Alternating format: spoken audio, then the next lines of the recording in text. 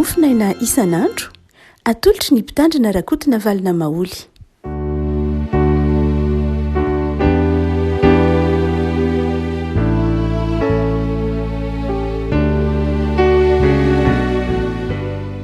Fanaraba antsika revako malala tratrete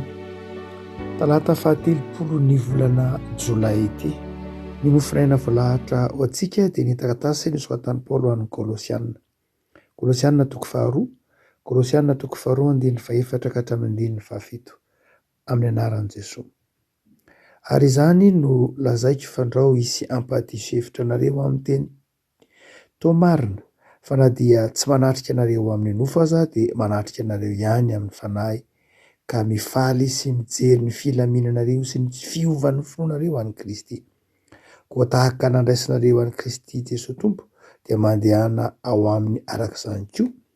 ka mamaka tsara sy miorina mafy ao aminy ary tafatoetra amin'ny finoana toy ny efa nampianaranareo ka mazoto amin'ny fisaorana. Ray Masino, manamasinanay amin'ny fahamarinana, ny teninao no fahamarinana. Amen. Revako tandrifindrindra amin'izay zavatra nitranga tato ato ity andiny soratra masina ity, izay miteny manamafy ny teny manao hoe miorina tsara ao amin'ny tompo, mamaka tsara, miorina mafy ao amin'ny tompo, tafatoetra amin'ny finoana, manana finoana maro toerana raha tsorina dia manana finoana mafiorina, manana finoana mivaingana. Nisy fotoana indray makitsika herinandro vitsivitsy zay niresaka ny ilay fanazavana nomen'ilay sosiologa antsoina hoe Sigmund Bauman, izay sosiologa polonais moa fa rasa britannique. Sigmund Bauman nanazava momba ny antsika hoe liquéfaction de la modernité na liquéfaction de la société moderne, izay ndresahana tao anatina boky anankiray moa, mbola hitanao eny amin'ny librairie izy La vie en miettes. Dia nanazavany fa mitsiranoka dia mitsiranoka ny fiarahamonina, tsy manana endrika intsony, nanomboka tamin'ny taona 20 izany tenany io, tsy manana endrika mazava intsony, fiarahamonina zay mora miova, fiarahamonina malemy, fiarahamonina tsy manana fototra hijoroana, fiarahamonina zay tsy azo anterana, fiarahamonina baikoin'ny fifindrafindrana. Tamin'ny fotoana fanokafana ny Jeux olympiques, maro nanaraka ny ampahany, nisy ny tsy nahazo hatramin'ny farany noho ny halavan'ny fotoana, nisy ny mety nahita ny ampahany ihany, nisy ny nahita ny manontolo. Dia izay nahita ny manontolo dia nahita lay karazana, tsy karazana fa tena zay mihitsy, lay fitenenan-dratsy ny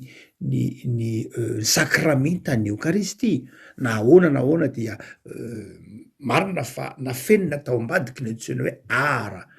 lay toe-javatra saingy ny teolojianina rehetra izay nahita fianarana moa mazava ho azy dia mahafantatra fa miafina tao ambadiky zany ara zany ny fitenenan-dratsy ny sakramenta ny Eucharistie na ny fanasan'ny tompo. Marina fa raha jerena amin'ny lafiny artistika dia toy ny namiratra, nisy lafin-javatra betsaka hitantsika, nampisongadina ny hoe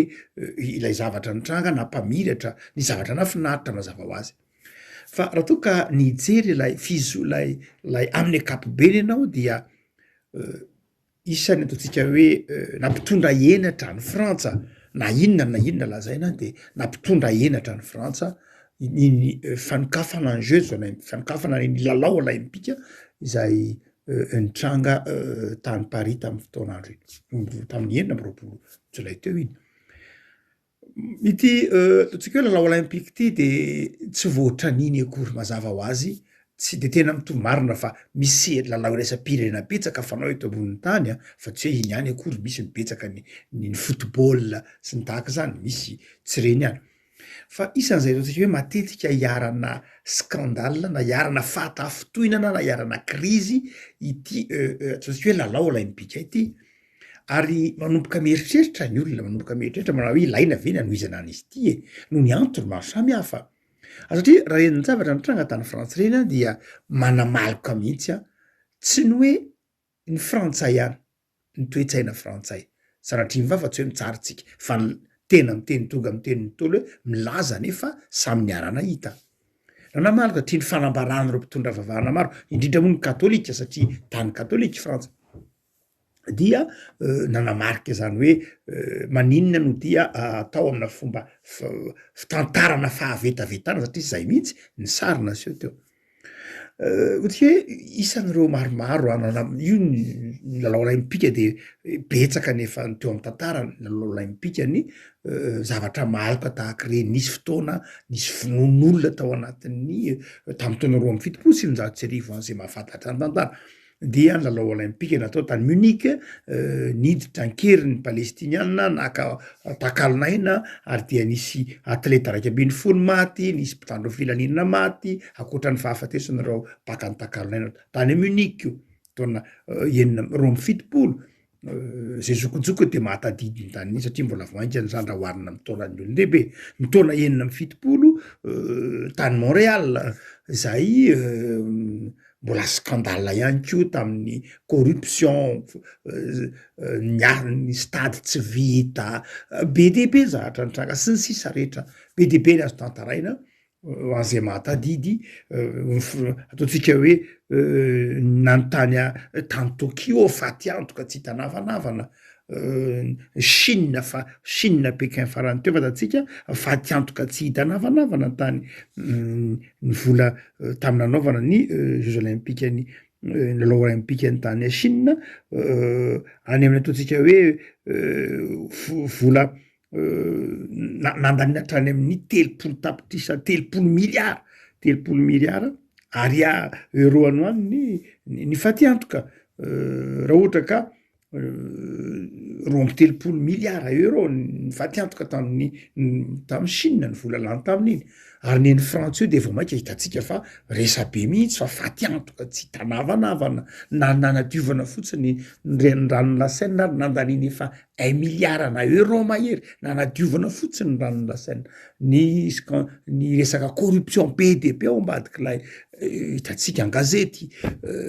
ny faty antoka ny fimenomenomana ireo mpivary ireo restaurant zay manodidina ao Paris maty antoka hatramin'ny 20 isan-jato ny fiainan'ny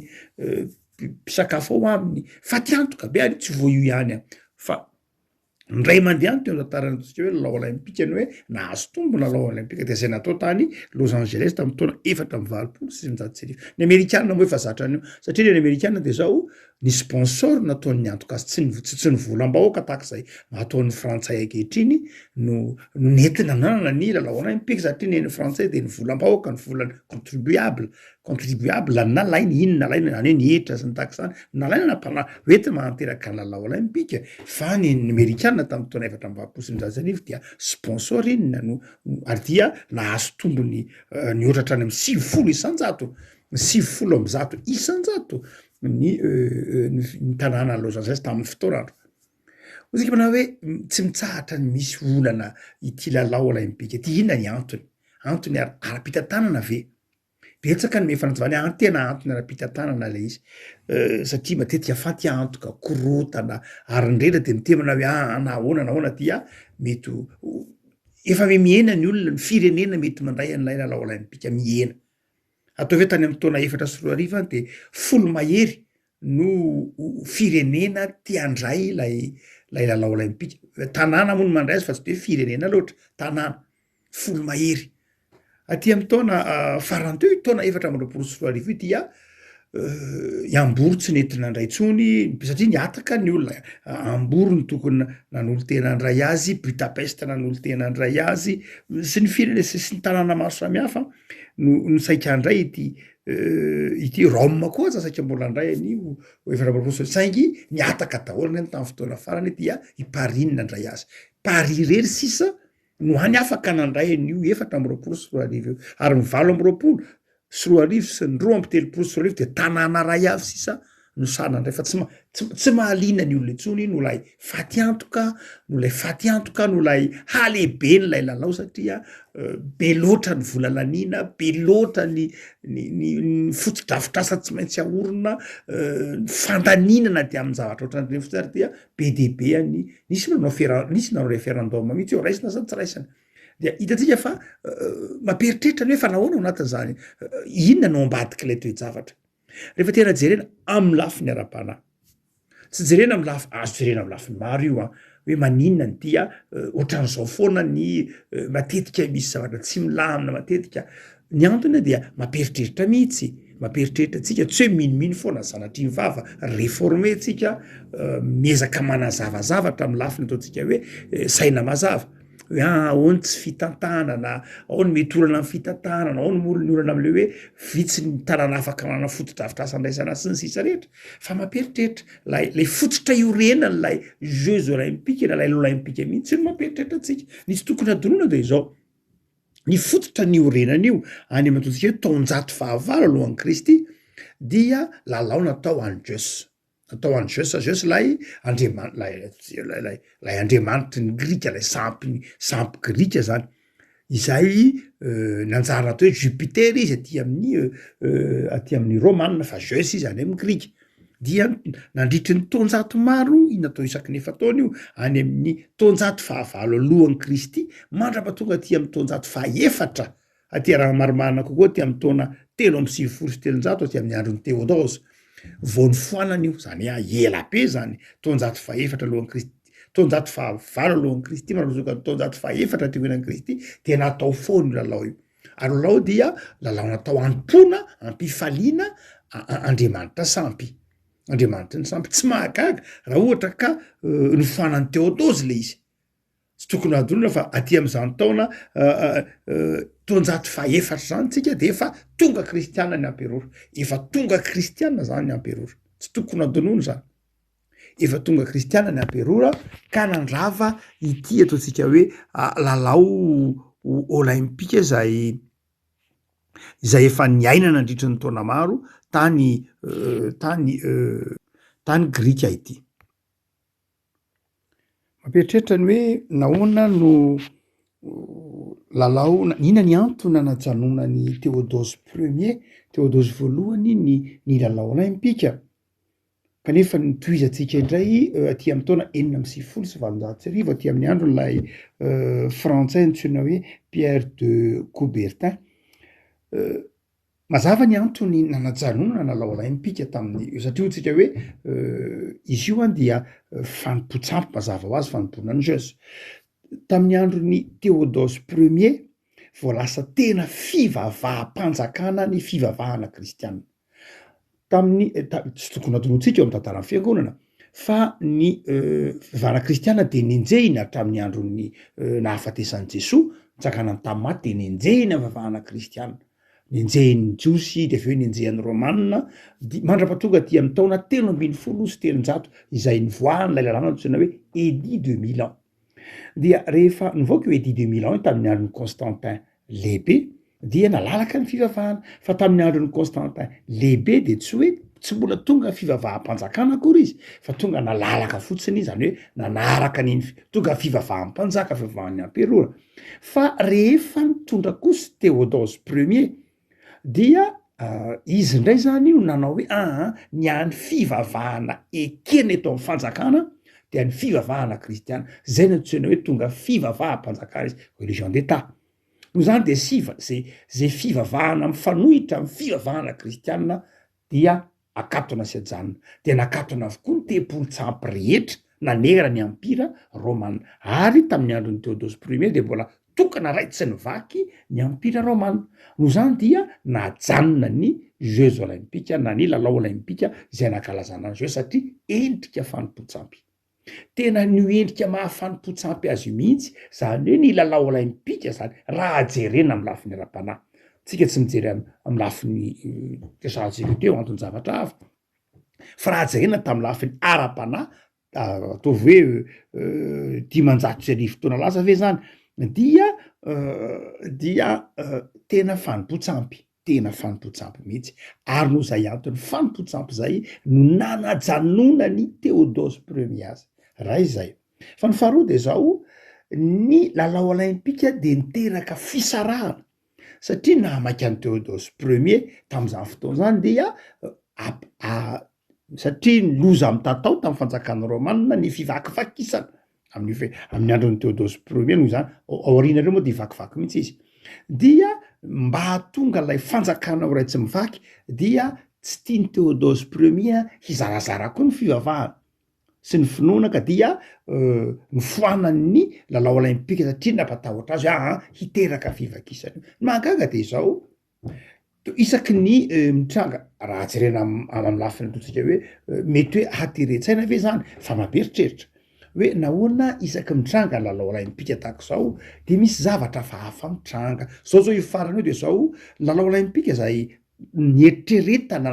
namerenana azy ty amy taona 1970 teny hoe ampiombona ampiray ampifandraisana saingy tsy mety tratra mihitsy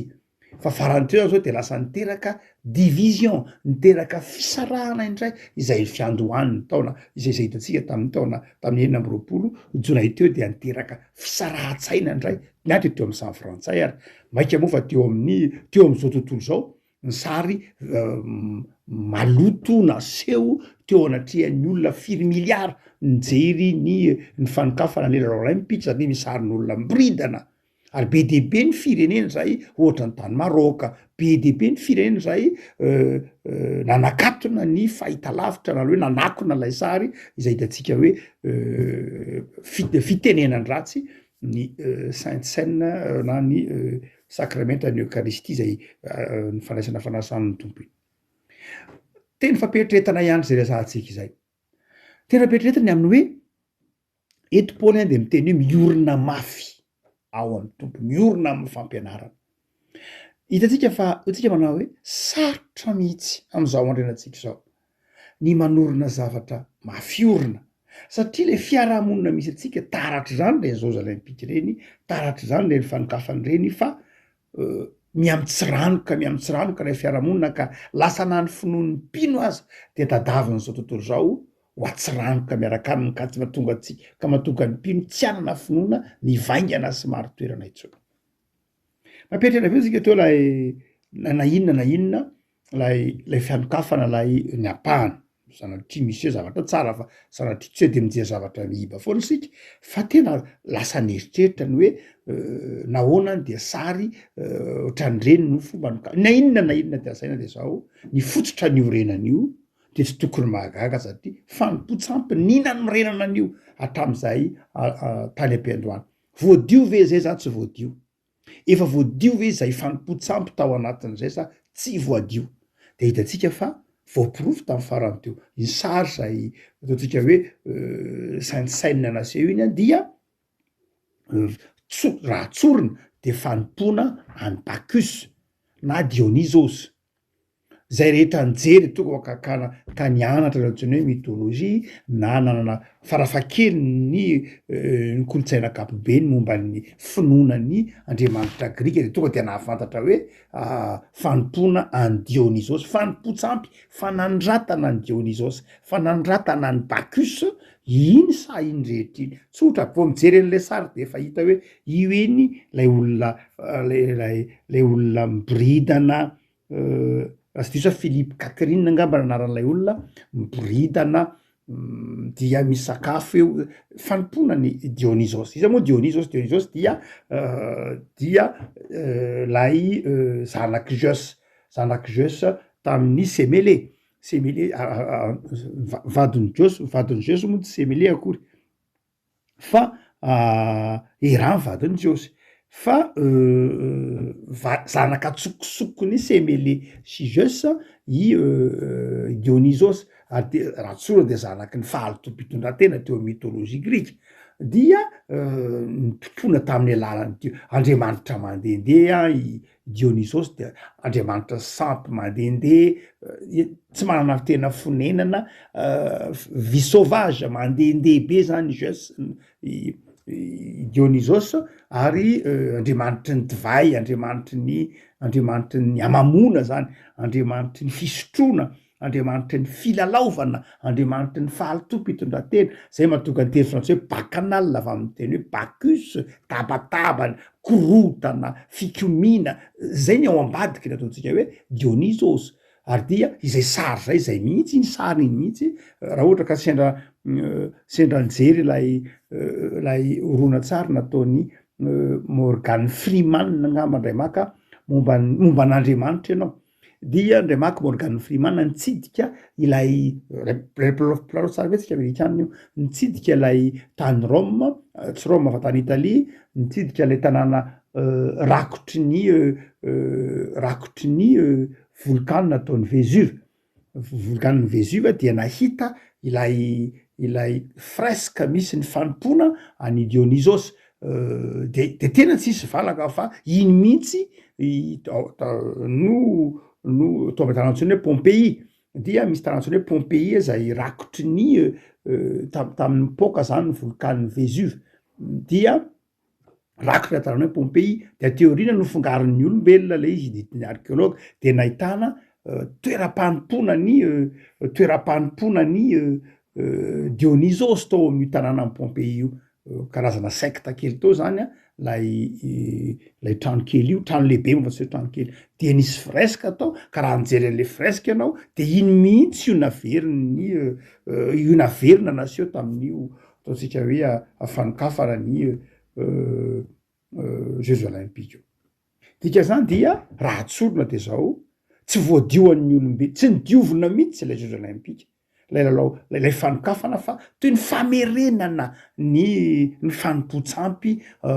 dimanjato tany amin'ny taonjato fahavalo talohan'ny Kristy na tamin'ny talohan'ny taonjato fahavalo tatoveran'ny Kristy, famerenana indray ilay fanompo-tsampy zay efa niravahan'ny fiangonana, niravahan'ny Théodose, dia naverina indray le fanompo-tsampy. Ary tsy gagitsika fa zao niteraka fisarahana ary nahagaga de zao, nahagaga ny olona de zao vao vita ny fanokafana de tapaka ny jiro, maizina Paris. Lasa toy ny hoe tonga miniminy foana ve ny olona, sanatria tsy miniminy foana ny olona fa lasa nitritra hoe nahoana ary no rehefa avy vetavetaina ohatr'izany sanatria ny fivavahana kristianina de tapaka ny jiro, de tapaka ary maizina nandritry ny fotoana elaela ny Paris. Afako mampieritreritra atsika zany na ahoana, mampieritreritra amin'ny lafiny hoe Andriamanitra tsy azo vazivazina, mampieritreritra amin'ny hoe Andriamanitra dia sarotiny amin'izay efa naoriny teto amin'ny tantaran'izao tontolo zao. Andriamanitra sarotiny amin'ny fahamasinany fiangonana sy ny fahamasinany sakramenta izay maha izy azy ny fiangonana. Eto Paoly de manafatra atsika na ahoana Paoly de efa niteny nampiomana ny kristianina hoe any aparany any de miomany anareo fa tsy maintsy hiatitena ny olona, hiamaloto fitondratena ny olona, anjaka ny fahavetavetana ao anivon'ny fiarahamonina. Efa nampiomana zany Paoly. Ary maro ny kristianina vao nahita an'iny de efa mahatsiaro manao hoe efa tsy lavitra ny farany. Maro ny kristianina vao nahita an'iny de efa nihatsiaro manao hoe efa akaiky ny farany. Akaiky ny farany amin'ny hoe marina fa tsy hoe asa roa taona, telo taona, enim-bolana, ray volana, herinandro, fa zao akaiky ny farany zany hoe efa eo ambaravarana ho Jesosy. No zany dia ao anatin' zany rivotry ny faraparan'izao tontolo zao zany de inona ny toetsaina, de io tenenin'ny Paoly io, samy olona hoy Paoly miorina tsara, samy miorina mafy, samy tafatoetra amin'ny finoana, samy miazona, mazoto mivavaka, mazoto amin'ny fisaorana an'Andriamanitra. Am'izao andro farany zao zay reny toejavatra reny dia mampalahelo saingy toejavatra mamperitreritra ka mitaonantsika andiny-tena, mitaonantsika hifikitra bebe kokoa amin'Andriamanitra, mampiorokoditra reny. Saingy zao mampiorina atsika amin'ny finoana, mampiorina atsika ny amin'ny hoe tazony mafy zay efa nampianarina anao, fikiro mafy zay efa nitezananao mba tsy hondaosiny zao tontolo zao, fa maherisetra zao tontolo zao. Resahantsika manao hoe efa miamitsiranoka tonga ao anatin'ilay tenenin'ilay Sigmund Bauman hoe liquéfaction. Ary na iny ary de mety tsy ny sosiete ihany tsy ny fiarahamonina ihany mety hitsiranoka fa mety ny fivavahana mihitsy ko ara raha tsy mitandrina de hiaraka hitsiranoka am'izao tontolo zao ka tsy anana endrika itsony hoe arak'zay fivavahana manana ny maha izy azy zay afako malala mitaonantsika iambina eto ny takataso an'ny kolosiana mitaonantsika iambina tsy hovariana mamaka tsara ao am' jesosy mamaka tsara amin'ny fivavahana miorona tsara amin'ny finoana mitraka na inona mafy ny fiainana na inona mafy ny fizantoetra mitraka mibanjana any Kristy satria efa ao ambaravarana izy efa tsy lavitra izy araka ny teny manao hoe tsarovy fa rehefa mitrango zay rehetra de zao tsarovy fefa ambaravarana Jesosy afaka malala miambena aza varina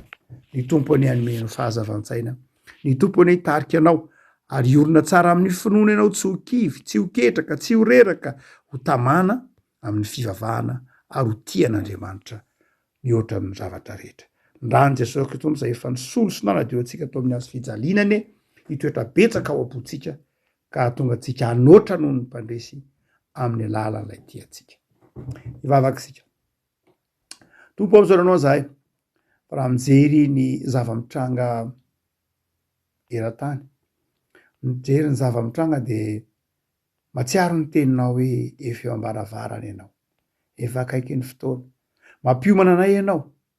ary ny toe-javatra zay nylalovana eto amboniny tany de tsy mitona anay ankahalany manodidina anay tsy akory fa mitona anay iambina sy fikitra tsara hamaka tsara iorona mafy ho to afatoetra amin'ny finoana